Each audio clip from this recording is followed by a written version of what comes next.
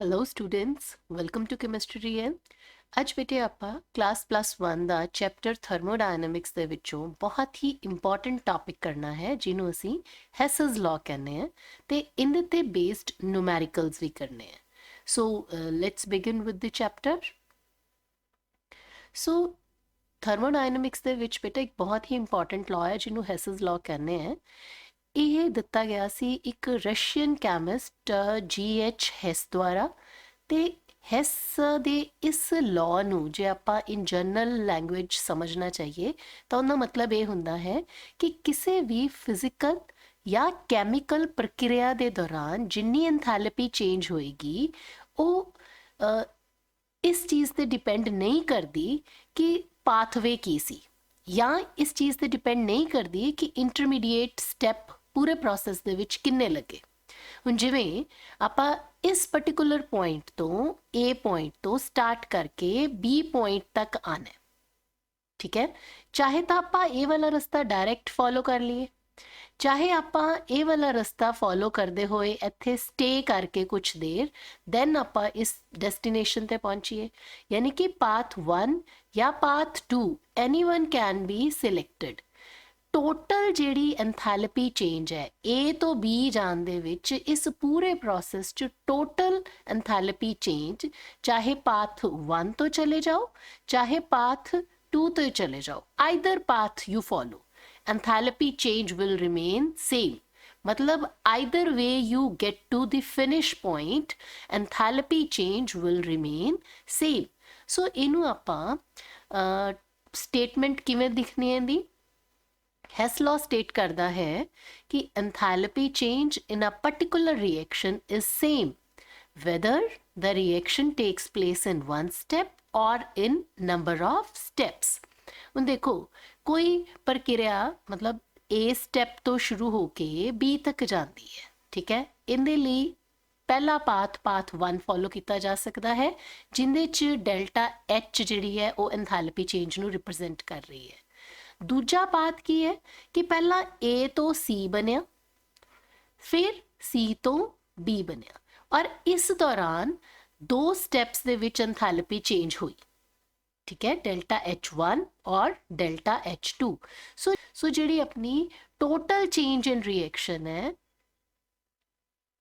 Ji total enthalpy change in reaction है, that will be equal to sum of the steps of enthalpy changes.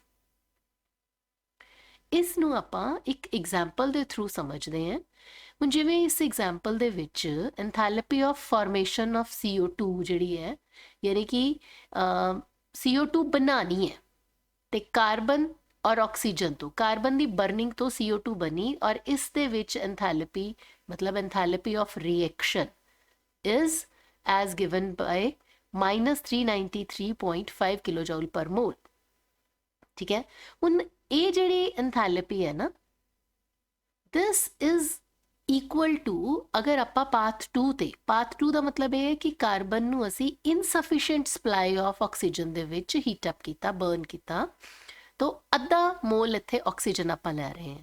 Carbon plus half mall of oxygen, ਇਹਦੇ ਨਾਲ ਬਣੇਗਾ 1 mall of carbon monoxide ਔਰ ਐਂਥੈਲਪੀ change this is -110.5। ਜਦੋਂ carbon monoxide step 2 ਦੇ ਵਿੱਚ half molecule of oxygen ਨਾਲ ਫਿਰ combine ਕਰਦੀ ਹੈ ਤੇ CO2 ਬਣ ਜਾਂਦੀ ਹੈ, ਇਸ ਸਟੈਪ ਦੀ ਐਂਥੈਲਪੀ ਚੇਂਜ -283.0 ਕਿਲੋਜੂਲ ਹੈ। ਜੇ ਇਹਨਾਂ ਦੋਨਾਂ ਨੂੰ ਆਪਾਂ ਐਡ ਕਰਦੇ ਹਾਂ ਤਾਂ ਆਪਣੇ ਕੋਲੇ overall equation C + O2 gives rise to CO2 ਆ ਜਾਏਗੀ। these two equations are added ਔਰ ਇਹਨਾਂ ਦੋਨੋਂ ਐਂਥੈਲਪੀ ਚੇਂजेस ਨੂੰ ਆਪਾਂ ਐਡ ਕਰਾਂਗੇ ਤਾਂ ਆਪਣੇ ਕੋਲੇ -393। ਸੋ ਚਾਹੇ ਅਸੀਂ ਪਾਥ 1 ਯਾਨੀ ਕਿ ਕਾਰਬਨ ਨੂੰ directly sufficient supply of oxygen ਦੇ ਕੇ ਕਾਰਬਨ ਡਾਈਆਕਸਾਈਡ ਬਣਾ ਲਓ, ਚਾਹੇ ਕਾਰਬਨ ਨੂੰ ਇਨਸਫੀਸ਼ੀਐਂਟ ਸਪਲਾਈ ਆਫ ਆਕਸੀਜਨ ਦੇ ਕੇ ਪਹਿਲਾਂ ਕਾਰਬਨ ਮੋਨੋਆਕਸਾਈਡ ਫਿਰ ਕਾਰਬਨ ਮੋਨੋਆਕਸਾਈਡ ਤੋਂ ਕਾਰਬਨ ਡਾਈਆਕਸਾਈਡ ਬਣਾਓ। ਜਿਹੜੇ ਮਰਜੀ ਚਾਹੇ ਪਾਥ 1 ਚੋਂ ਜਾਓ ਚਾਹੇ ਪਾਥ 2 ਤੋਂ ਜਾਓ, enthalpy will be equal to -393.5 kilojoule. Carbon dioxide ਦੀ ਜਿਹੜੀ ਐਂਥੈਲਪੀ ਆਫ ਫਾਰਮੇਸ਼ਨ ਹੈ ਉਹ ਟੋਟਲ ਸੇਮ ਹੀ ਰਹੇਗੀ। ਹੁਣ ਜਿਵੇਂ ਦੇਖੋ ਇਸ ਚੀਜ਼ ਨੂੰ ਦੁਬਾਰਾ ਫਿਰ ਡਾਇਗਰਾਮ ਦੇ ਵਿੱਚ ਕਾਰਬਨ ਸੋਲਿਡ ਲੈ ਲਿਆ। ਸੋ ਇੱਕ ਪਾਥ ਤਾਂ ਹੈ ਕਿ ਆਕਸੀਜਨ ਦੀ ਸਫੀਸ਼ੀਐਂਟ ਸਪਲਾਈ ਦੇ ਵਿੱਚ CO2 ਬਣ ਗਈ, ਠੀਕ ਹੈ। ਦੂਸਰਾ ਪਾਥ ਕੀ ਹੈ ਕਿ ਪਹਿਲੇ ਕਾਰਬਨ ਮੋਨੋਆਕਸਾਈਡ ਬਣੀ, ਫਿਰ ਕਾਰਬਨ ਮੋਨੋਆਕਸਾਈਡ ਤੋਂ ਕਾਰਬਨ ਡਾਈਆਕਸਾਈਡ ਬਣੀ। ਸੋ delta H1 and delta H2 ਨੂੰ ਜੇ ਜੋੜ ਲਗਾ ਦਾਂਗੇ ਨਾ, total sum total, that will be equal to delta H। ਇਹੀ ਬੇਟਾ ਹੈਸ ਲਾਅ ਦੀ ਮੇਨ ਅੰਡਰਸਟੈਂਡਿੰਗ ਹੈ ਕਿ ਜਿੰਨੀ ਪਾਥ 1 ਦੇ ਵਿੱਚ એનર્ਜੀ ਜਿਹੜੀ ਚੇਂਜ ਹੋਏਗੀ, ਉਨੀ ਹੀ ਪਾਥ 2 ਦੇ ਵਿੱਚ ਐਂਥੈਲਪੀ ਚੇਂਜ ਆਏਗੀ। ਸੋ ਇਹ ਇੱਕ ਜਰਨਲਾਈਜੇਸ਼ਨ ਹੈ ਜਿਹਨੂੰ ਅਸੀਂ ਲਾਅ ਦੀ ਫਾਰਮ ਦੇ ਵਿੱਚ ਸਟੱਡੀ ਕਰਦੇ ਹਾਂ, ਔਰ ਇਹਦੀਆਂ ਐਪਲੀਕੇਸ਼ਨਸ ਤੁਸੀਂ ਹੁਣੇ ਹੀ ਦੇਖੋਗੇ। ਪਹਿਲੀ ਐਪਲੀਕੇਸ਼ਨ ਹੈ ਕਿ ਹੈਸ ਲਾਅ ਦੇ ਅਨੁਸਾਰ ਅਸੀਂ ਕਿਸੇ ਵੀ substance the ਐਂਥੈਲਪੀ of formation calculate ਕਰ ਸਕਦੇ ਹਾਂ, ਜਿਨ੍ਹਾਂ ਮਤਲਬ ਸਪੈਸ਼ਲੀ ਅਸੀਂ ਉਹਨਾਂ ਦੀ ਜਿਨ੍ਹਾਂ ਦੀ ਐਕਸਪੈਰੀਮੈਂਟਲੀ ਅਸੀਂ ਮੈਜ਼ਰ ਨਹੀਂ ਕਰ ਸਕਦੇ ਨਾ, ਸੋ ਥਿਓਰੈਟੀਕਲੀ ਅਸੀਂ ਉਹਨਾਂ ਦੀ ਮੈਜ਼ਰ ਕਰ ਸਕਦੇ ਹਾਂ। ਲੈਟ ਅਸ ਸੀ ਕਿ ਕਿਵੇਂ ਅਸੀਂ ਕਿਸੇ ਦੀ ਐਂਥੈਲਪੀ ਆਫ ਫਾਰਮੇਸ਼ਨ ਕਰ ਸਕਦੇ ਹਾਂ ਕੈਲਕੂਲੇਟ। ਹੁਣ ਇਸ ਕੁਐਸਚਨ ਦੇ ਵਿੱਚ ਨਾਲ ਦੀ ਨਾਲ ਬੇਟਾ ਨੂਮੈਰੀਕਲ ਵੀ ਹੈ, ਨਾਲ ਦੀ ਨਾਲ ਤੁਹਾਨੂੰ ਇਹਦੀ ਐਪਲੀਕੇਸ਼ਨ ਵੀ ਸਮਝ ਆ ਜਾਏਗੀ। ਆਪਾਂ ਇਸ ਨੂਮੈਰੀਕਲ ਦੇ ਵਿੱਚ ਐਂਥੈਲਪੀ ਆਫ ਫਾਰਮੇਸ਼ਨ ਆਫ ਈਥੇਨ ਕੈਲਕੂਲੇਟ ਕਰਨੀ ਹੈ, ਔਰ ਆਪਾਂ ਨੂੰ ਇਹ ਡਾਟਾ ਦਿੱਤਾ ਗਿਆ। ਸੋ ਇਥੇਨ ਦੀ ਐਂਥੈਲਪੀ ਜਿਹੜੀ ਕੈਲਕੂਲੇਟ ਕਰਨੀ ਹੈ, ਇਥੇਨ ਦਾ ਮਤਲਬ ਪਹਿਲੇ ਆਪਾਂ ਇਹ ਦੇਖ ਲਈਏ ਵੀ ਅਸੀਂ ਕਰਨਾ ਕੀ ਹੈ। ਅਸੀਂ ਕੈਲਕੂਲੇਟ ਕਰਨੀ ਹੈ ਕਾਰਬਨ ਤੋਂ ਅਸੀਂ ਇਹ ਚੀਜ਼ ਬਣਾਣੀ ਹੈ, C2H6 ਤੱਕ ਅਸੀਂ ਪਹੁੰਚਣਾ ਹੈ, ਠੀਕ ਹੈ। ਸੋ ਇਹਨੂੰ ਆਪਾਂ ਬੈਲੈਂਸ ਕਰ ਲਈਏ ਜ਼ਰਾ। So this is the balanced chemical equation. ਅਸੀਂ enthalpy of formation of ethane ਅਸੀਂ ਕੈਲਕੂਲੇਟ ਕਰਨੀ ਹੈ, ਅਸੀਂ ਇਸ ਰਿਐਕਸ਼ਨ ਨੂੰ ਕੈਲਕੂਲੇਟ ਕਰਨਾ ਹੈ, ਠੀਕ ਹੈ। ਸਾਨੂੰ ਇਹਦੀ ਡੈਲਟਾ H ਨਹੀਂ ਪਤਾ, ਸਾਨੂੰ ਇਹ ਡਾਟਾ ਦਿੱਤਾ ਗਿਆ। ਹੁਣ ਇਸ ਡਾਟਾ ਦੇ ਵਿੱਚ ਬੇਟੇ ਤੁਸੀਂ ਧਿਆਨ ਨਾਲ ਦੇਖੋ ਕਿ ਜਿਹੜੀ ਕਾਰਬਨ ਦੀ ਕੋਐਫੀਸ਼ੀਐਂਟ ਹੈ ਉਹ 2, ਯਾਨੀ ਕਿ ਇਸ ਇਕੁਏਸ਼ਨ ਦੇ ਵਿੱਚ ਸਾਨੂੰ 2 ਨਾਲ ਮਲਟੀਪਲਾਈ ਜੇ ਅਸੀਂ ਕਰ ਦਿੰਨੇ ਆ ਪੂਰੀ ਚੀਜ਼ ਨੂੰ, ਤਾਂ ਇਹਨੂੰ ਵੀ 2 ਦੇ ਨਾਲ ਮਲਟੀਪਲਾਈ ਕਰਨਾ ਪਏਗਾ। ਹਾਈਡਰੋਜਨ ਜਿਹੜੀ ਹੈ ਉਹ 3 ਦੇ ਨਾਲ ਮਲਟੀਪਲਾਈ ਕਰਨੀ ਹੈ ਆਪਾਂ ਇਸ ਪੂਰੀ ਚੀਜ਼ ਨੂੰ, ਇਹਨੂੰ ਵੀ 3/2 ਬਣ ਜਾਏਗਾ, ਠੀਕ ਹੈ। ਸੋ ਇੱਥੇ ਆਪਣੇ ਕੋਲੇ 3 ਵਾਟਰ ਮੋਲੀਕਿਊਲਸ ਆ ਜਾਣਗੇ, ਇੱਥੇ ਆਪਣੇ ਕੋਲੇ ਕਾਰਬਨ ਡਾਈਆਕਸਾਈਡ 2। ਇਹ ਪੂਰੀ ਐਂਥੈਲਪੀ ਨੂੰ ਆਪਾਂ ਕਿੰਨੇ ਨਾਲ ਮਲਟੀਪਲਾਈ ਕਰਾਂਗੇ? 3 ਦੇ ਨਾਲ। ਹੁਣ ਆਪਾਂ ਆਪਣੀਆਂ ਇਕੁਏਸ਼ਨਸ ਨੂੰ ਕੁਝ ਇਸ ਤਰੀਕੇ ਨਾਲ ਐਡਜਸਟ ਕਰਨਾ ਹੈ ਕਿ ਸਾਡੇ ਕੋਲੇ ਆ ਇਕੁਏਸ਼ਨ ਆ ਜਾਏ। ਤੁਸੀਂ ਸੋਚ ਸਕਦੇ ਹੋ ਬੇਟਾ ਕਿਹਨੂੰ ਕਿੰਦੇ ਚ, ਮੈਨੂੰ ਜੋ ਸਮਝ ਆ ਰਿਹਾ ਹੈ ਕਿ ਜੇ ਮੈਂ ਇਸ ਇਕੁਏਸ਼ਨ ਨੂੰ ਇਸ ਇਕੁਏਸ਼ਨ ਦੇ ਵਿੱਚ ਐਡ ਕਰ ਦਿੰਨੀ ਆ ਤਾਂ ਮੇਰੇ ਕੋਲੇ ਆ ਚੀਜ਼ ਤਾਂ ਆ ਜਾਏਗੀ, ਹੈ ਨਾ। ਤੇ ਜੇ ਆਹ ਵਾਲੀ ਇਕੁਏਸ਼ਨ ਮਾਈਨਸ ਕਰ ਦਵਾਂ ਇਹਨਾਂ ਦੋਨਾਂ ਦੇ ਜੋੜ ਦੇ ਵਿੱਚੋਂ ਤਾਂ C2H6 ਪ੍ਰੋਡਕਟ ਵਾਲੀ ਸਾਈਡ ਤੇ ਆ ਜਾਏਗਾ। ਇੱਕ ਵਾਰੀ ਬੇਟੇ ਇਹਨੂੰ ਸੋਲਵ ਕਰਕੇ ਨਾ ਆਪਾਂ ਦੇਖਦੇ ਹਾਂ। ਦੇਖੋ ਜਿੱਦਾਂ ਤੁਹਾਨੂੰ ਮੈਂ ਦੱਸਿਆ ਕਿ ਪਹਿਲੀ ਵਾਲੀ ਇਕੁਏਸ਼ਨ ਨੂੰ ਆਪਾਂ ਜਦੋਂ 2 ਦੇ ਨਾਲ ਮਲਟੀਪਲਾਈ ਕਰ ਲਿਆ, ਆਪਾਂ ਇਸ ਇਕੁਏਸ਼ਨ ਤੱਕ ਪਹੁੰਚਣਾ, ਠੀਕ ਹੈ। 2 ਦੇ ਨਾਲ ਜਦੋਂ ਮਲਟੀਪਲਾਈ ਕੀਤਾ ਪਹਿਲੀ ਇਕੁਏਸ਼ਨ ਨੂੰ ਤਾਂ ਡੈਲਟਾ H ਵੈਲਿਊ ਜਿਹੜੀ ਹੈ ਮਲਟੀਪਲਾਈ ਕਰਕੇ ਆਪਣੇ ਕੋਲੇ ਆ ਗਈ -787। ਜਦੋਂ ਆਪਾਂ ਹਾਈਡਰੋਜਨ ਵਾਲੀ ਇਕੁਏਸ਼ਨ ਨੂੰ 3 ਦੇ ਨਾਲ ਮਲਟੀਪਲਾਈ ਕੀਤਾ ਤਾਂ ਆਪਣੇ ਕੋਲੇ ਡੈਲਟਾ H ਵੈਲਿਊ ਨੂੰ ਵੀ 3 ਦੇ ਨਾਲ ਮਲਟੀਪਲਾਈ ਕਰ ਲਾ। ਇਹਨਾਂ ਦੋਨੋਂ ਇਕੁਏਸ਼ਨਸ ਨੂੰ ਜੋੜੋ, 2 carbon plus 3H2, 2O2 plus 3/2 O2, ਇਹ ਟੋਟਲ ਮਿਲਾ ਕੇ ਕਿੰਨਾ ਬਣ ਗਿਆ? 7/2 O2, ਠੀਕ ਹੈ। ਤੁਸੀਂ ਬੇਟਾ 2O2 ਪਲੱਸ 3/2 O2 ਇਹਨੂੰ ਪਲੱਸ ਕਰਨਾ ਜੇ ਆਪਾਂ ਤਾਂ 4 + 3 = 7/2 O2 ਆ ਜਾਏਗਾ। ਹੁਣ ਪ੍ਰੋਡਕਟਸ ਨੂੰ ਪ੍ਰੋਡਕਟਸ ਵਾਲੇ ਪਾਸੇ ਲਿਖ ਲਓ, 2 ਕਾਰਬਨ ਡਾਈਆਕਸਾਈਡ, ਨਾਓ 3 ਵਾਟਰ। ਇਹਨਾਂ ਦੋਨਾਂ ਨੂੰ ਵੀ ਆਪਾਂ ਐਡ ਕਰਾਂਗੇ ਤਾਂ ਆਪਣੇ ਕੋਲੇ -1644.4 ਕਿਲੋ ਜਾਊਲ ਆ ਜਾਏਗਾ। ਹੁਣ ਆਪਣੇ ਕੋਲੇ ਆ ਇਕੁਏਸ਼ਨ ਆ ਗਈ, ਇੱਕ ਇਕੁਏਸ਼ਨ ਆਪਣੇ ਕੋਲੇ ਆ ਹੈਗੀ ਹੈ ਨਾ। ਹੁਣ ਆਪਾਂ ਡਿਜ਼ਾਇਰਡ ਇਕੁਏਸ਼ਨ ਜਿਹੜੀ ਆਪਾਂ ਪਿੱਛੇ ਲਿਖੀ ਵੀ ਸੀਗੀ ਕਿ 2 carbon plus 3H2 gives rise to C2H6, ਆਪਾਂ ਇੱਥੇ ਤੱਕ ਪਹੁੰਚਣਾ ਹੈਗੀਆਂ ਆਪਣੇ ਕੋਲੇ। ਇੱਕ ਆ ਇਕੁਏਸ਼ਨ ਹੈ, ਇੱਕ ਆ। ਸੋ ਜੇ ਆਪਾਂ ਇਹਨਾਂ ਦੋਨਾਂ ਨੂੰ, ਆ ਸਾਡੇ ਕੋਲੇ ਹੈ ਨਾ ਇੱਥੇ, ਠੀਕ ਹੈ, ਔਰ ਆ ਚੀਜ਼ ਜਿਹੜੀ ਹੈ ਇਹ ਅਸੀਂ ਪ੍ਰੋਡਕਟ ਵਾਲੀ ਸਾਈਡ ਤੇ ਚਾਹੁੰਦੇ ਹਾਂ। ਜੇ ਇਸ ਇਕੁਏਸ਼ਨ ਨੂੰ ਇਹਨੂੰ ਜੇ ਇਨਵਰਟ ਕਰ ਦਾਂਗੇ ਜੇ ਇਹਨੂੰ ਇਨਵਰਟ ਕਰ ਦਾਂਗੇ ਤਾਂ ਇਹਦਾ ਸਾਈਨ ਪਲੱਸ ਹੋ ਜਾਊਗਾ, ਫਿਰ ਇਹਨਾਂ ਦੋਨੋਂ ਇਕੁਏਸ਼ਨਸ ਨੂੰ ਪਲੱਸ ਕਰਾਂਗੇ ਤਾਂ ਵੀ ਆਪਣੇ ਕੋਲੇ ਆਨਸਰ ਆ ਜਾਊਗਾ। ਹੁਣ ਚੋਂ ਦੀ ਇਸ ਇਕੁਏਸ਼ਨ ਨੂੰ ਜੇ ਆਪਾਂ ਮਾਈਨਸ ਕਰ ਦਈਏ ਤਾਂ ਆਪਣੇ ਕੋਲੇ ਆ ਇਕੁਏਸ਼ਨ ਆ ਜਾਏਗੀ। ਕਿਵੇਂ ਆ ਜਾਏਗੀ, ਲੈਟ ਅਸ ਸੀ। ਦੇਖੋ ਕਾਰਬਨ डायरेक्टली ਇੱਥੇ ਆ ਗਿਆ, ਦੈਨ ਹਾਈਡਰੋਜਨ ਇਹ ਵੀ ਆ ਗਿਆ। ਹੁਣ 7/2 O2 ਇਹਦੇ ਚੋਂ ਆ ਚੀਜ਼ ਮਾਈਨਸ ਹੋਈ ਹੈ ਨਾ, so it will be cancelled out. 2 CO2 2 CO2 cancel out, water 3 ਇਹ ਵੀ ਕੈਂਸਲ ਆਊਟ ਹੋ ਗਏ। ਆ ਚੀਜ਼ ਇਹ ਮਾਈਨਸ ਹੈ ਨਾ, ਸੋ ਜਿਹੜੀ ਇਹ ਮਾਈਨਸ ਹੈ ਸਾਈਡ ਚੇਂਜ ਕਰੇਗੀ ਤਾਂ ਇੱਧਰ ਆ ਜਾਏਗੀ। ਸੋ ਆਪਣੇ ਕੋਲੇ ਆਹ ਡਿਜ਼ਾਇਰਡ ਇਕੁਏਸ਼ਨ ਆ ਜਾਂਦੀ ਹੈ। ਸੋ ਜੇ ਬਿਲਕੁਲ ਇਸੇ ਤਰੀਕੇ ਨਾਲ ਹੀ ਆਪਾਂ ਇਸ ਇਕੁਏਸ਼ਨ ਦੇ ਵਿੱਚੋਂ ਦੀ ਇਹਨੂੰ ਮਾਈਨਸ ਕੀਤਾ ਹੈ, ਸੋ ਆਪਣੀਆਂ ਐਂਥੈਲਪੀ ਚੇਂਜਸ ਕਿਸ ਤਰ੍ਹਾਂ ਦੀਆਂ ਹੋਣਗੀਆਂ ਕੈਲਕੂਲੇਸ਼ਨ, ਇਹਦੇ ਵਿੱਚੋਂ ਦੀ ਆਪਾਂ ਇਹਨੂੰ ਮਾਈਨਸ ਕੀਤਾ, ਠੀਕ ਹੈ। ਸੋ ਇਹ ਮਾਈਨਸ ਮਾਈਨਸ ਹੋ ਗਿਆ ਪਲੱਸ, -1644.4 ਦੇ ਵਿੱਚੋਂ ਦੀ ਆ ਚੀਜ਼, ਸੋ ਆਪਣੀ ਜਿਹੜੀ ਵੈਲਿਊ ਹੈ ਉਹ ਆ ਜਾਏਗੀ -84.4 ਕਿਲੋ ਜੂਲ। ਕਹਿਣ ਦਾ ਮਤਲਬ ਇਹ ਹੈ ਕਿ ਅਸੀਂ ਜੋ ਮਰਜ਼ੀ ਇਕੁਏਸ਼ਨ ਦਾ ਪਲੱਸ ਮਾਈਨਸ ਕਰ ਸਕਦੇ ਹਾਂ, ਉਹਦੇ ਅਕੋਰਡਿੰਗਲੀ ਐਂਥੈਲਪੀ ਵੈਲਿਊਜ਼ ਦੀ ਇਕੁਏਸ਼ਨ, ਐਂਥੈਲਪੀ ਵੈਲਿਊ ਦੀ ਕੈਲਕੂਲੇਸ਼ਨ ਹੋਏਗੀ। ਆਪਣੇ ਕੋਲੇ ਡਿਜ਼ਾਇਰੇਬਲ ਇਕੁਏਸ਼ਨ, ਕੈਮੀਕਲ ਇਕੁਏਸ਼ਨ ਦੀ ਐਂਥੈਲਪੀ ਵੈਲਿਊ ਆ ਜਾਣੀ ਹੈ ਇਹਦੇ ਨਾਲ। ਸੋ ਨੈਕਸਟ ਜਿਹੜੀ ਐਪਲੀਕੇਸ਼ਨ ਹੈ that is determination of enthalpy of transition। So what is enthalpy of transition? ਬੇਟੇ ਆਪਾਂ ਦੇਖਦੇ ਹਾਂ ਕਿ ਐਲੋਟ੍ਰੋਪਸ ਕੁਦਰਤ ਦੇ ਵਿੱਚ ਐਗਜ਼ਿਸਟ ਕਰਦੇ ਆ। ਜਿਵੇਂ ਕਾਰਬਨ ਹੈ, ਇਹਦੇ ਦੋ ਐਲੋਟ੍ਰੋਪ ਤੁਸੀਂ ਸੁਣੇ ਹੋਣੇ ਆ, ਡਾਇਮੰਡ ਤੇ ਗ੍ਰੇਫਾਈਟ। ਇਹ ਐਲੋਟ੍ਰੋਪਸ ਦਾ ਮਤਲਬ ਕੀ ਹੁੰਦਾ ਹੈ ਕਿ ਐਸੀਆਂ ਸ਼ਕਲਾਂ ਇੱਕ ਐਲੀਮੈਂਟ ਦੀਆਂ ਜਿਨ੍ਹਾਂ ਦੋਨਾਂ ਦੀਆਂ ਫਿਜ਼ੀਕਲ ਪ੍ਰੋਪਰਟੀਜ਼ ਡਿਫਰੈਂਟ ਹੋਣਗੀਆਂ, ਬਟ ਇਹਨਾਂ ਦੀਆਂ ਕੈਮੀਕਲ ਪ੍ਰੋਪਰਟੀਜ਼ ਜਿਹੜੀਆਂ ਨਾ ਦੇ will be same. Physical properties will be different but chemically ਇਹ ਦੋਨੋਂ ਕਾਰਬਨ ਹੈ। ਮਤਲਬ ਚਾਹੇ ਡਾਇਮੰਡ ਨੂੰ ਅੱਗ ਲਗਾ ਦਿਓ, ਚਾਹੇ ਗ੍ਰੇਫਾਈਟ ਨੂੰ ਬਰਨ ਕਰ ਦਿਓ, ਸੋ ਔਨ ਬਰਨਿੰਗ ਕਾਰਬਨ ਜਿਹੜੀ ਮਰਜ਼ੀ ਹੋਵੇ it will produce carbon dioxide.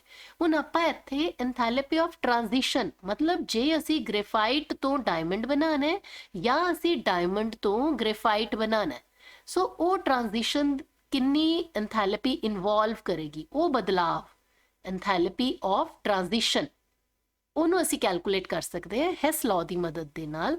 ਸੋ ਇਹਦੇ ਲਈ ਆਪਣੇ ਕੋਲੇ ਇੱਕ ਕੁਐਸਚਨ ਦਿੱਤਾ ਹੋਇਆ ਇੱਥੇ। ਕੁਐਸਚਨ ਦੀ ਸਟੇਟਮੈਂਟ ਹੈ ਕਿ ਐਂਥੈਲਪੀ ਆਫ ਕੰਬਸ਼ਨ ਜਿਹੜੀ ਹੈ ਆਪਣੇ ਕੋਲੇ ਡਾਇਮੰਡ ਔਰ ਗ੍ਰੇਫਾਈਟ ਦੋਨਾਂ ਦੀ ਦਿੱਤੀ ਹੋਈ ਹੈ। ਆਕਸੀਜਨ ਦੇ ਨਾਲ ਬਰਨ ਕਰਦੇ ਆ, ਕਾਰਬਨ ਡਾਈਆਕਸਾਈਡ ਪ੍ਰੋਡਿਊਸ ਹੁੰਦੀ ਹੈ ਤੇ ਆ ਐਂਥੈਲਪੀ ਵੈਲਿਊਜ਼ ਦਿੱਤੀਆਂ, ਠੀਕ ਹੈ। ਹੁਣ ਇਹ ਅਸੀਂ ਇਸ ਤੋਂ ਪਹੁੰਚਣਾ ਹੈ ਇਸ ਇਕੁਏਸ਼ਨ ਤੱਕ, ਮਤਲਬ ਜੇ diamond is converted into graphite ਉਦੋਂ ਐਂਥੈਲਪੀ ਚੇਂਜ ਕਿੰਨੀ ਆਏਗੀ। ਸੋ ਹੁਣ ਆਪਣੇ ਕੋਲ ਆ ਦੋ ਇਕੁਏਸ਼ਨਸ ਹੈ, ਅਸੀਂ ਇਹਨਾਂ ਇਕੁਏਸ਼ਨਸ ਨੂੰ ਕਿਸ ਤਰ੍ਹਾਂ ਮੈਨੂਪੂਲੇਟ ਕਰੀਏ ਕਿ ਅਸੀਂ ਇਸ ਇਕੁਏਸ਼ਨ ਤੱਕ ਪਹੁੰਚ ਸਕੀਏ। ਆਪਾਂ ਡਾਇਮੰਡ ਤੋਂ ਗ੍ਰੇਫਾਈਟ ਤੱਕ ਪਹੁੰਚਣਾ, ਜੇ ਆਪਾਂ ਇਹਨਾਂ ਦੋਨਾਂ ਇਕੁਏਸ਼ਨਸ ਨੂੰ ਐਡ ਕਰਾਂਗੇ ਫਿਰ ਤਾਂ ਨਹੀਂ ਪਹੁੰਚ ਸਕਦੇ। ਜੇ ਆਪਾਂ ਮਾਈਨਸ ਕਰਾਂਗੇ ਕਿਹਨੂੰ ਕਿਹਦੇ ਤੋਂ, ਡਾਇਮੰਡ ਤੋਂ ਗ੍ਰੇਫਾਈਟ ਤੱਕ ਪਹੁੰਚਣਾ, ਸੋ ਡਾਇਮੰਡ ਜਿਹੜਾ ਰਿਐਕਟੈਂਟ ਵਾਲੀ ਸਾਈਡ ਤੇ ਚਾਹੀਦਾ ਤੇ ਗ੍ਰੇਫਾਈਟ ਪ੍ਰੋਡਕਟ ਵਾਲੀ ਸਾਈਡ ਤੇ ਹੈ ਨਾ। ਸੋ ਜੇ ਆਪਾਂ ਇਸ ਇਕੁਏਸ਼ਨ ਨੂੰ ਮਾਈਨਸ ਕਰਦੇ ਆ, ਸੋ ਇਹਦੇ ਸਾਰੇ ਸਾਈਨ ਚੇਂਜ ਹੋ ਜਾਣਗੇ ਨਾ। ਇਹਨਾਂ ਦੋਨਾਂ ਇਕੁਏਸ਼ਨਸ ਦੀ ਹੁਣ ਆਪਾਂ ਹਿਸਾਬ ਕਿਤਾਬ ਲਗਾਣੇ ਆ। ਸੀ ਡਾਇਮੰਡ ਰਿਐਕਟੈਂਟ ਵਾਲੀ ਸਾਈਡ ਤੇ ਸੀ ਗ੍ਰੇਫਾਈਟ, ਇੱਥੇ ਮਾਈਨਸ ਹੋ ਗਿਆ ਨਾ, ਸੋ ਇਹ ਪ੍ਰੋਡਕਟ ਵਾਲੀ ਸਾਈਡ ਤੇ ਚਲ ਜਾਏਗਾ। O2 ਦੇ ਵਿੱਚੋਂ ਦੀ -O2 ਇਹ ਕੈਂਸਲ ਆਊਟ ਹੋ ਗਏ, ਕਾਰਬਨ ਡਾਈਆਕਸਾਈਡ ਚੋਂ ਕਾਰਬਨ ਡਾਈਆਕਸਾਈਡ। ਹੁਣ ਆਪਾਂ એનર્ਜੀ ਵਾਈਜ਼ ਸਬਟ੍ਰੈਕਸ਼ਨ ਕਰਕੇ ਦੇਖੋ, -395.4 -393, ਸੋ ਇਹਦੇ ਵਿੱਚੋਂ ਦੀ ਆਪਾਂ ਇਹਨੂੰ ਮਾਈਨਸ ਕਰਨਾ तो अपने को ले -1.9 किलो जूल आंसर आ जाएगा। कहना मतलब ये है कि डायमंड तो ग्रेफाइट जे आपा कन्वर्ट करना है ਤਾਂ ਇੰਨੀ ਐਂਥੈਲਪੀ ਜਿਹੜੀ ਹੈ। ਹੁਣ ਤੁਸੀਂ ਇਸ ਦਿੱਤੇ ਗਏ ਸਵਾਲ ਨੂੰ ਆਪਣੇ ਆਪ ਸੋਲਵ ਕਰੋਗੇ ਤਾਂ ਤੁਹਾਨੂੰ ਇਹ ਆਈਡੀਆ ਹੋ ਜਾਏਗਾ ਕਿ ਤੁਹਾਨੂੰ ਕੀ ਕਿਹਾ ਜਾ ਰਿਹਾ ਹੈ, ਸਮਝਾਉਣ ਦੀ ਕੋਸ਼ਿਸ਼ ਕੀ ਕੀਤੀ ਜਾ ਰਹੀ ਹੈ। ਆਪਾਂ ਇੱਥੇ ਸਲਫਰ ਦੀ ਐਲੋਟ੍ਰੋਪਿਕ ਟ੍ਰਾਂਸਫਰਮੇਸ਼ਨ ਉਹਦੀ ਐਂਥੈਲਪੀ ਕਰਨੀ ਹੈ ਕੈਲਕੂਲੇਟ। ਆਪਾਂ ਮੋਨੋਕਲਿਨਿਕ ਤੋਂ ਰੋਂਬਿਕ ਸਲਫਰ ਤੱਕ ਜਾਣਾ ਹੈ। ਸੋ ਮੋਨੋਕਲਿਨਿਕ ਤੋਂ rhombic sulphur, so monoclinic should be on reactant side and this should be on product side। ਠੀਕ ਹੈ, ਸੋ ਇਸ ਵਾਲੀ ਇਕੁਏਸ਼ਨ ਦੇ ਵਿੱਚੋਂ ਇਹਨੂੰ ਮਾਈਨਸ ਕਰਾਂਗੇ, ਆ ਚੀਜ਼ਾਂ ਤਾਂ ਕੈਂਸਲ ਆਊਟ ਹੋ ਜਾਣਗੀਆਂ ਨਾ। ਸੋ ਆਈ ਹੋਪ ਕਿ ਤੁਸੀਂ ਬੇਟਾ ਇਹਦਾ ਸਕਰੀਨਸ਼ਾਟ ਲੈ ਕੇ ਇਹਨੂੰ ਖੁਦ ਸੋਲਵ ਕਰਨ ਦੀ ਕੋਸ਼ਿਸ਼ ਕਰੋਗੇ। ਸੋ ਨੈਕਸਟ ਜਿਹੜਾ ਇੱਥੇ ਆਪਣੇ ਕੋਲੇ ਕਨਸੈਪਟ ਆਂਦਾ ਹੈ, ਦੈਟ ਇਜ਼ ਨੈਕਸਟ ਐਪਲੀਕੇਸ਼ਨ ਜਿਹੜੀ ਹੈ ਐਂਥੈਲਪੀ ਆਫ ਹਾਈਡਰੇਸ਼ਨ ਨੂੰ ਕੈਲਕੂਲੇਟ ਕਰਨਾ। ਹੈਸ ਲਾ ਸਾਨੂੰ ਇਹ ਸਿਖਾਉਂਦਾ ਹੈ। ਸੋ ਐਂਥੈਲਪੀ ਆਫ ਹਾਈਡਰੇਸ਼ਨ ਕੀ ਹੁੰਦੀ ਹੈ? ਕਿਸੇ ਵੀ ਐਂਥੈਲਪੀ ਚੇਂਜ ਨੂੰ ਜਦੋਂ ਆਪਾਂ 1 ਮੋਲ ਐਨਹਾਈਡਰਸ ਸਾਲਟ ਉਹ required number of moles of water ਦੇ ਨਾਲ ਕੰਬਾਈਨ ਕਰਕੇ ਹਾਈਡਰੇਟਡ ਸਾਲਟ ਬਣਾਉਂਦਾ ਹੈ, ਤਾਂ ਜਿੰਨੀ ਐਂਥੈਲਪੀ ਚੇਂਜ ਹੈ ਨਾ ਉਹਨੂੰ ਆਪਾਂ ਕਹਿੰਦੇ ਆ ਐਂਥੈਲਪੀ ਆਫ ਹਾਈਡਰੇਸ਼ਨ। ਜਿਵੇਂ ਕਾਪਰ ਸਲਫੇਟ ਹੈ, ਉਹਦਾ 1 ਮੋਲ ਜਦੋਂ 5 ਮੋਲਸ ਆਫ ਵਾਟਰ ਦੇ ਨਾਲ ਰਿਕੁਆਇਰਡ ਨੰਬਰ ਆਫ ਵਾਟਰਸ ਦੇ ਨਾਲ ਕੰਬਾਈਨ ਕਰਕੇ ਹਾਈਡਰੇਟਡ ਫਾਰਮ ਬਣਾਉਂਦਾ ਹੈ, ਤਾਂ ਇਸ ਰਿਐਕਸ਼ਨ ਦੇ ਦੌਰਾਨ ਜਿੰਨੀ ਐਂਥੈਲਪੀ ਚੇਂਜ ਹੋਏਗੀ ਉਹਨੂੰ ਆਪਾਂ ਕਹਿੰਦੇ ਆ enthalpy of hydration. So enthalpy of hydration ਤੇ ਆਧਾਰਿਤ ਇੱਕ ਕੁਐਸਚਨ ਇੱਥੇ ਤੁਹਾਡੇ ਸਾਹਮਣੇ ਹੈ। ਸਵਾਲ ਦਿੱਤਾ ਗਿਆ ਹੈ ਕਿ enthalpy of solution of anhydrous CuSO4 and hydrated CuSO4 5 water are 66.5 and 11.7 kilojoule per mole. ਕਹਿਣ ਦਾ ਮਤਲਬ ਇਹ ਹੈ ਕਿ ਆਪਾਂ ਨੂੰ ਕਾਪਰ ਸਲਫੇਟ ਐਨਹਾਈਡਰਸ ਯਾਨੀ ਕਿ ਸੋਲਿਡ ਉਹਦੇ ਵਿੱਚ ਵਾਟਰ ਐਡ ਕੀਤਾ ਤੇ ਐਕਵਸ ਬਣ ਗਿਆ, ਤੇ ਦੂਜੇ ਕੇਸ ਦੇ ਵਿੱਚ ਕਾਪਰ ਸਲਫੇਟ 5 ਵਾਟਰ ਦੇ ਵਿੱਚ ਪਾਣੀ ਪਾਇਆ ਤੇ ਕਾਪਰ ਸਲਫੇਟ ਐਕਵਸ ਬਣ ਗਿਆ। ਇਹਦੀ ਐਂਥੈਲਪੀ, ਇਹਨਾਂ ਦੋ ਇਕੁਏਸ਼ਨ ਦੀ ਐਂਥੈਲਪੀ ਦਿੱਤੀ ਹੋਈ ਹੈ। ਕੈਲਕੂਲੇਟ ਕੀ ਕਰਨੀ ਹੈ? ਅਸੀਂ ਕੈਲਕੂਲੇਟ ਕਰਨੀ ਹੈ enthalpy of hydration of copper sulphate to copper sulphate 5 water. ਹੁਣ ਜ਼ਰਾ ਇਸ ਪ੍ਰੋਸੈਸ ਨੂੰ ਸਮਝੋ। ਕਾਪਰ ਸਲਫੇਟ ਸੋਲਿਡ ਹੈ, ਉਹਦੇ 'ਚ ਪਾਣੀ ਪਾਇਆ, ਕਾਪਰ ਸਲਫੇਟ ਐਕਵਸ ਬਣ ਗਿਆ, ਆ ਇੱਕ ਪਾਥ ਹੈ। ਦੂਜਾ ਪਾਥ ਕੀ ਹੈ ਕਿ ਕਾਪਰ ਸਲਫੇਟ ਦੇ ਵਿੱਚ ਅਸੀਂ ਕੁਝ ਅਮਾਉਂਟ ਆਫ ਵਾਟਰ ਪਾਇਆ ਤੇ ਕਾਪਰ ਸਲਫੇਟ 5 ਵਾਟਰ ਬਣਿਆ, ਇਹਦੀ ਐਂਥੈਲਪੀ ਹੈ। ਦੂਜੇ ਸਟੈਪ ਦੇ ਵਿੱਚ ਇਸੇ ਪਾਥ ਦੇ ਦੂਜੇ ਸਟੈਪ ਦੇ ਵਿੱਚ ਅਸੀਂ ਕਾਪਰ ਸਲਫੇਟ 5 ਵਾਟਰ 'ਚ ਵਾਟਰ ਹੋਰ ਐਡ ਕਰਕੇ ਕਾਪਰ ਸਲਫੇਟ ਐਕਵਸ ਬਣਾਉਂਦੇ ਹਾਂ। ਹੁਣ ਇਸ ਪੂਰੀ ਪ੍ਰਕਿਰਿਆ ਦੇ ਵਿੱਚ ਸਾਨੂੰ ਕੀ ਕੁਝ ਦਿੱਤਾ ਹੋਇਆ?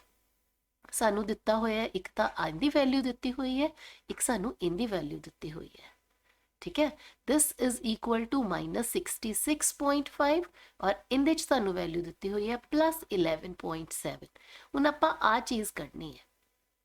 ਠੀਕ ਹੈ, ਹੁਣ ਆਪਣੇ ਕੋਲੇ ਅਕਸਰ ਜੇ ਇਹਨੂੰ ਮੈਂ 1 ਲੈ ਲਵਾਂ, this is 2 and this is 3, Hess law ਕੀ ਕਹਿੰਦਾ ਹੈ ਕਿ ਪਾਥ 1 ਹੈ ਨਾ, ਇਹ ਚਾਹੇ ਪਾਥ 2 ਦੇ ਜਿੰਨੇ ਮਰਜ਼ੀ ਸਟੈਪਸ ਹੋਣ ਉਹਨਾਂ ਦੇ ਬਰਾਬਰ ਹੋਊਗਾ, ਹੈ ਨਾ। ਹੁਣ ਇਹਦੇ ਅਕੋਰਡਿੰਗਲੀ ਆਪਾਂ ਵੈਲਿਊਜ਼ ਲਿਖੀਏ ਜ਼ਰਾ। ਇੱਥੇ ਕੀ ਸੀਗਾ? ਪਾਥ 1 ਦੇ ਵਿੱਚ ਸਾਡੇ ਕੋਲ ਹੈ -66.5, ਠੀਕ ਹੈ, ਤੇ ਪਾਥ 2 ਦੇ ਵਿੱਚ ਸਾਡੇ ਕੋਲੇ ਕਿਹੜੀਆਂ? ਇੱਕ ਤਾਂ ਅਸੀਂ ਕੈਲਕੂਲੇਟ ਕਰਨੀ ਆ, ਉਹਨੂੰ ਅਸੀਂ x ਮੰਨ ਲੈਂਦੇ ਹਾਂ, ਪਲੱਸ ਸਾਡੇ ਕੋਲੇ ਹੈ 11.7, ਇਹੀ ਹੈ ਨਾ ਸਾਡੇ ਕੋਲੇ ਵੈਲਿਊਜ਼। ਸੋ ਇਹਦੇ ਅਕੋਰਡਿੰਗਲੀ ਹੁਣ ਆਪਾਂ x ਦੀ ਵੈਲਿਊ ਜੇ ਕੈਲਕੂਲੇਟ ਕਰਦੇ ਹਾਂ ਤਾਂ ਸਾਡੇ ਕੋਲੇ ਆ ਜਾਏਗੀ -66.5 -11.7 and the value of x comes out to be -78.2 kilojoules। ਬੇਟੇ ਬਸ ਮੇਨ ਇਹ ਹੈ ਕਿ ਅਸੀਂ ਇਸ ਤਰ੍ਹਾਂ ਦੀ ਚੀਜ਼ ਨੂੰ ਆਪ ਬਣਾਉਣਾ ਹੁੰਦਾ, ਅਸੀਂ ਆਪ ਸਮਝਣਾ ਵੀ ਪਾਥ 1 ਕਿਹੜਾ ਹੈ, ਪਾਥ 2 ਕਿਹੜਾ ਹੈ, ਔਰ ਸਾਨੂੰ ਕਿਹੜਾ ਸਟੈਪ ਪੁੱਛਿਆ ਗਿਆ। ਸੋ ਉਹਦੇ ਨਾਲ ਅਸੀਂ ਹੈਸ ਲॉ ਦੀ ਮਦਦ ਨਾਲ ਉਹ ਚੀਜ਼ਾਂ ਵੀ ਕੈਲਕੂਲੇਟ ਕਰ ਸਕਦੇ ਹਾਂ ਜਿਹੜੀਆਂ ਯੂਜੂਅਲੀ ਸਾਨੂੰ ਲੱਗਦਾ ਹੈ ਕਿ ਅਸੀਂ ਨਹੀਂ ਕੈਲਕੂਲੇਟ ਕਰ ਪਾਉਂਦੇ। ਸੋ ਇਸ ਦੇ ਬਾਅਦ ਅਸੀਂ ਹੈਸ ਲॉ ਦੀਆਂ ਅਦਰ ਐਪਲੀਕੇਸ਼ਨਸ ਦੀ ਗੱਲ ਕਰਦੇ ਹਾਂ, ਇਸੇ ਤਰੀਕੇ ਨਾਲ ਹੀ ਕਿ ਸਾਡੇ ਕੋਲੇ 2 3 4 ਕੁਝ ਇਕੁਏਸ਼ਨਸ ਲਿਖੀਆਂ ਹੋਈਆਂ ਤੇ ਅਸੀਂ ਕਿਸੇ ਡਿਜ਼ਾਇਰਡ ਇਕੁਏਸ਼ਨ ਤੇ ਪਹੁੰਚਣਾ ਵੀ ਅਸੀਂ ਇਹ ਕਿਵੇਂ ਇਹਨਾਂ ਇਕੁਏਸ਼ਨਸ ਨੂੰ ਕਿਵੇਂ ਪਲੱਸ ਮਾਈਨਸ ਕਰਾਂਗੇ ਕਿ ਅਸੀਂ ਇਸ ਇਕੁਏਸ਼ਨ ਤੱਕ ਪਹੁੰਚ ਜਾਈਏ। ਜਿਵੇਂ ਤੁਹਾਡੇ ਸਾਹਮਣੇ ਇੱਕ ਆ ਕੁਐਸਚਨ ਹੈ ਜਿੰਦੇ 'ਚ ਅਸੀਂ enthalpy of formation of anhydrous aluminium chloride ਯਾਨੀ Al2Cl6 ਕੱਢਣੀ ਹੈ ਔਰ ਸਾਡੇ ਕੋਲੇ ਆ ਡਾਟਾ ਹੈ ਦਿੱਤਾ ਹੋਇਆ, ਸਾਨੂੰ ਆ ਇਕੁਏਸ਼ਨਸ ਦਿੱਤੀਆਂ ਹੋਈਆਂ।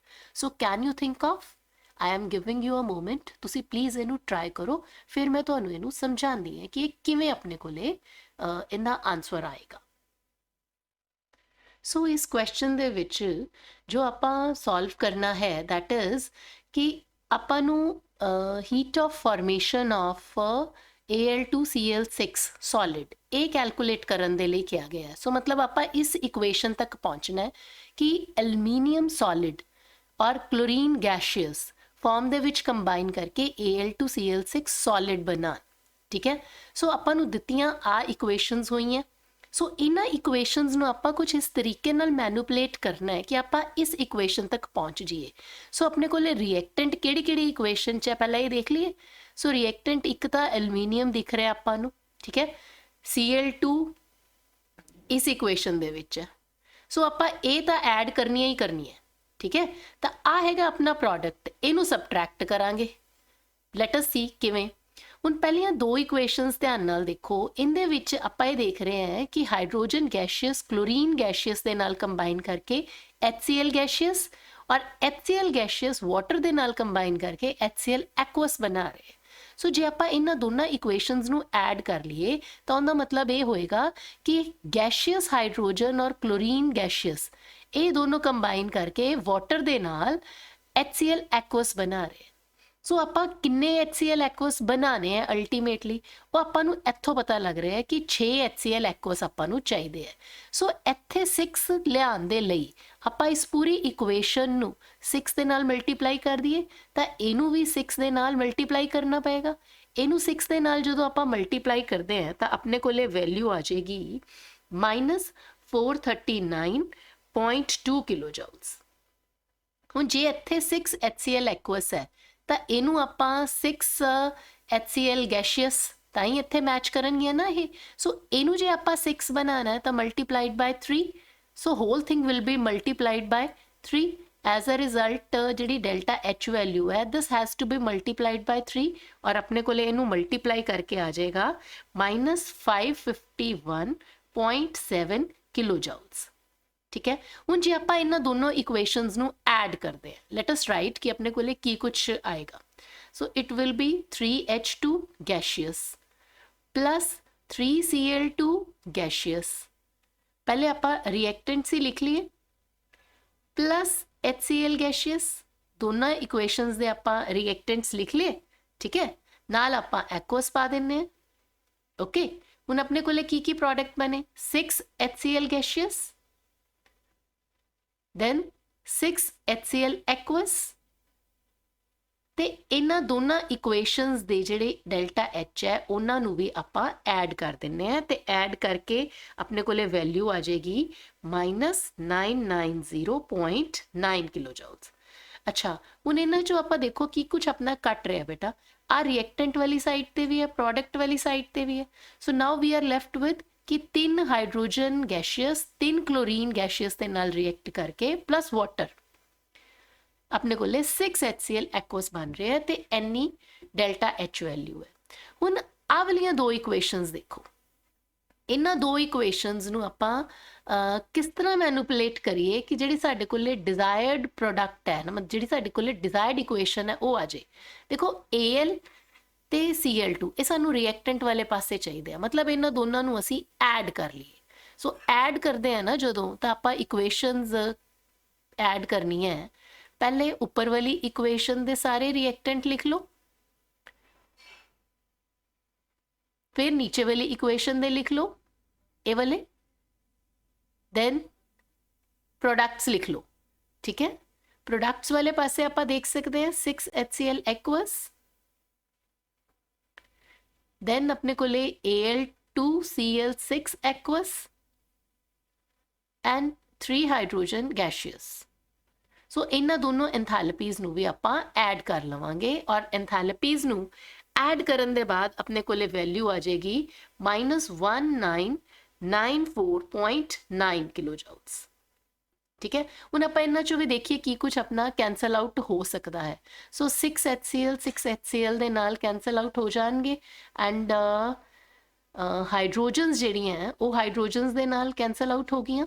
ਸੋ we are now left with what Cl2 then aluminium और Al2Cl6 aqueous। ओके ਹੁਣ ਆਪਾਂ ਜੇ ਆਹ ਵਾਲੀ ਇਕੁਏਸ਼ਨ ਪੂਰੀ ਔਰ ਆਹ ਵਾਲੀ equation we are to do the subtraction in such a way that we get this desired equation. So subtraction ਵਾਸਤੇ ਆਪਣੇ ਕੋਲ ਜਦੋਂ ਆਪਾਂ ਸਬਟ੍ਰੈਕਟ ਕਰਾਂਗੇ ਤਾਂ ਕੀ ਆ ਜਾਏਗਾ 3Cl2 plus 2 aluminium. Okay, then we will be getting Al2Cl6, this thing. ਬੇਟਾ ਆ ਜਿਹੜੀ ਚੀਜ਼ ਹੈ ਇਹ ਕੈਂਸਲ ਆਊਟ ਹੋ ਜਾਣਗੀਆਂ ਨਾ Al2Cl6 ਐਕੁਅਸ ਦੋਨੋਂ ਦੇ ਵਿੱਚ, ਠੀਕ। ਬਾਕੀ ਆਪਾਂ ਨੋਟ ਕਰ ਚੁੱਕੇ ਹਾਂ ਹੁਣ। ਸੋ ਆਪਣੇ ਕੋਲੇ ਜਦੋਂ ਆਪਾਂ ਸਬਟ੍ਰੈਕਟ ਕਰਦੇ ਹਾਂ ਅਕੋਰਡਿੰਗਲੀ ਡੈਲਟਾ H ਵੈਲਿਊਜ਼ ਵੀ ਸਬਟ੍ਰੈਕਟ ਹੋਣਗੀਆਂ ਔਰ ਫਾਈਨਲੀ ਸਾਡੇ ਕੋਲੇ ਡੈਲਟਾ H ਦਾ ਜੋ ਆਨਸਰ ਹੈ ਉਹ ਆ ਜਾਏਗਾ -1351.9 ਕਿਲੋ ਜਾਊਲਸ। ਸੋ ਮੇਨ ਚੀਜ਼ ਇਹ ਹੈ ਕਿ ਅਸੀਂ ਇਕੁਏਸ਼ਨਸ ਨੂੰ ਹੀ ਮੈਨੂਪਲੇਟ ਕਰਨਾ ਹੁੰਦਾ ਹੈ, ਉਹਦੇ ਅਨੁਸਾਰ ਅਸੀਂ ਡੈਲਟਾ H ਵੈਲਿਊ ਨੂੰ ਗੁਣਾ ਜਾਂ ਜੋੜ ਦੇ ਕੇ ਜਾਂ ਘਟਾ ਕੇ ਸਾਡਾ ਡਿਜ਼ਾਇਰਡ ਪ੍ਰੋਡਕਟ ਸਾਡੇ ਕੋਲੇ ਸਾਡੀ ਡਿਜ਼ਾਇਰਡ ਇਕੁਏਸ਼ਨ ਆ ਜਾਣੀ।